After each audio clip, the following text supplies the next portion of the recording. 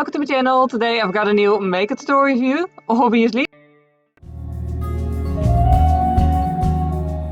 I'm gonna start off with, well, more or less accidentally showing you how I do my vintage bangs pretty much every day, because I totally started filming before I remembered, oh wait, I still have the rolling pin in my hair. And then I was already filming, so I decided to just roll with it. Anyway, talking about rolling, I just roll up my bangs, and because of the rolling pin at night, they're already, you know, in that shape. So I can just fold them in that shape and pin them in place with two bobby pins. I just put one in the front, one in the back, let them cross each other, and then they're just stuck there for the entire freaking day. Doesn't matter if it's windy or anything.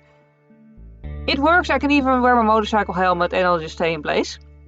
Then a headband is always fun, or in this case cat ears, because those happen to be on my desk. Yeah, apparently we have cat ears today.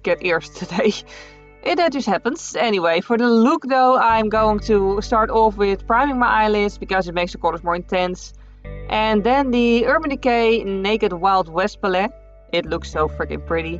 But anyway, it has the colors that I want. I wanted to do a sort of cool toned winter look, but I wanted some warmth in it just because it looks better on me. So I decided, let's go for the challenge and try to blend warm and cool shades together. Obviously, if you don't have this palette, you can just use a palette or, you know, single eyeshadows, whatever, with similar colors. But yeah, I'm starting off with this dark teal shade on a very tiny brush and really focusing it on the outer C of the eyelid. By the way, I also more or less made it a challenge of not using my favorite brushes because all my favorite brushes were dirty, so that was an extra challenge for me. Anyway, then like I said, I wanted to blend it with a warmer shade. So I did. And as you can tell, these two colors do not blend together by nature at all. So yeah, be prepared for a whole lot of blending for this look. Like, you can blend these colors together, but it's going to take time, and I mean a lot of time, like a lot of time. I basically just went back and forth between brushes and between colors for like 10 minutes per eyelid. Until the point where they finally actually blended nicely together. But again, just take your time with this, like don't hurry, because you don't want to hurry with this. It's just not worth hurrying because you're just not going to get a good result if you hurry. It's just going to look muddy.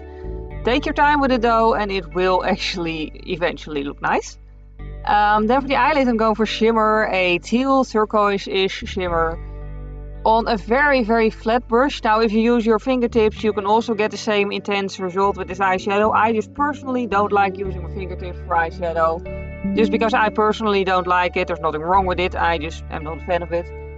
So I'm using a brush instead, and then in the inner corner I'm going for a more silvery shade. This also has some kind of warmth in it somehow. It's a very strange color, sort of like taupe silver. Yeah, either way it's pretty. So I packed it on there and blended together a little bit with the turquoise shimmer that's already there, just to make sure it nicely fades together. And just because I just really love shimmer, and there can never just be enough shimmer. There can never be too much shimmer on my eyelid, basically. Anyway, at this point you'll notice probably that the outer C has lightened up a little through all the blending and covering it with other eyeshadows. So I'm touching that up a little bit to make it nice and intense again. And then I'm going to blend some more to make sure that there's no random patches of glitter up in the crease.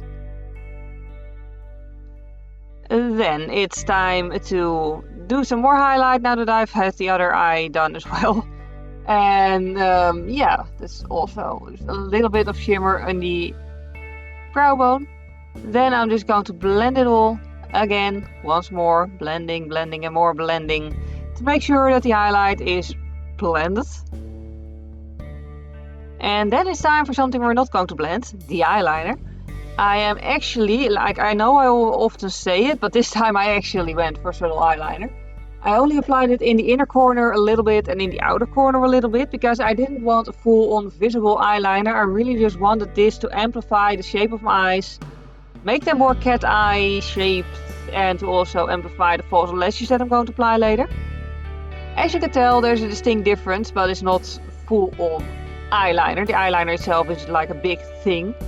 Then the lashes, they're outer corner lashes, they're really going to again make a nice cat eye shape to my eyes, without being uncomfortable at all. Also, I didn't apply mascara because I literally tinted my eyelashes today and I didn't want to like put mascara right over them because they're already black anyway at this point. But yeah, make sure to connect them nicely, and then the lashes are done as well. And then for my face, I'm keeping it very simple. I'm really just using a little bit of concealer.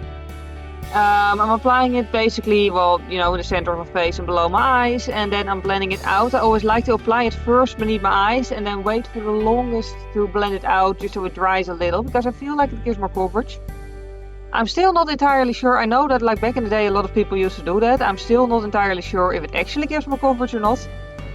But you know, it certainly doesn't give less coverage, so I'll just keep doing it. Maybe it's a placebo effect, but I feel like it just works nicely. I don't know. Then it's powdered off, and obviously also the rest of the face powder. And then it's time to finish the eyes. I'm going to use the dark teal shade on the bottom lid as well, on the outer corner, and just blend it softly inwards. Then on the inner corner I'm going to use the silvery, the taupe silvery-ish shade to really finish that highlight there. And then I'm going to use the world's probably shortest eye pencil. I still need to buy a new one, but I still have not. Anyway, it still works, so that's good. Then for my brows, I'm only going to use a brow gel because I hennaed my hair recently and also my eyebrows, so they're already colored.